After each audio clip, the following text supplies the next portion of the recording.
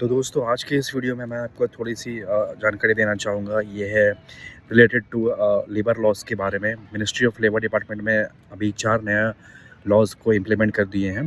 पहला नियम ये है कि अगर आप किसी भी कंपनी में काम कर रहे हैं तो वीक में आपसे कंपनी ओनली 48 आवर्स ही काम करवा सकती है। अगर उससे ज़्यादा काम करवाती है तो कंपनी को आपको पे करना होगा ओवरटाइम के रूप में। दूसरा रूल ये है कि जो ग्रेजुएटी हम लोग को 5 साल में मिलती थी, अब ग्रेजुएटी क्या है कि आप किसी कंपनी में कॉन्ट्रैक्चुअल भी काम कर रहे हो, तो ग्रेजुएटी अमाउंट आपको 1 साल में मिल जाएगा। और तीसरा ये है कि अगर आप किसी कंपनी में काम कर रहे हो, तो आपको वो मिनिमम वेजेस एक्ट मतलब कम से कम रुपया आपको देना हो, कंपनी को आपको पे करना होगा। चौथा नियम ये है कि अगर आप किसी कंपनी में काम कर रहे हो, तो सीटीसी किसी भी कंपनी की बहुत हाई रहती है, लेकिन कट-छट के हाथ में आपके बहुत कम अमाउंट आता था।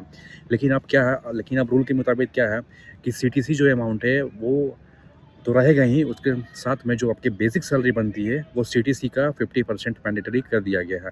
अगर कोई कंपनी इसको फॉलो नहीं करती है, तो उस पे लीगल एक्शन लिया जा सकता है। तो ये थे 4 नियम जो कि नए लेबर लॉज़ के बारे में, जो कि आप लोगों को जानना बहुत ज़रूरी है। इसके साथ ही दोस्तों अगर आप किसी कंपनी में काम कर रहे हो, तो जो सैलरी आपकी बनती है, वो कभी लेट होती थी, कभी जल्दी होती थी।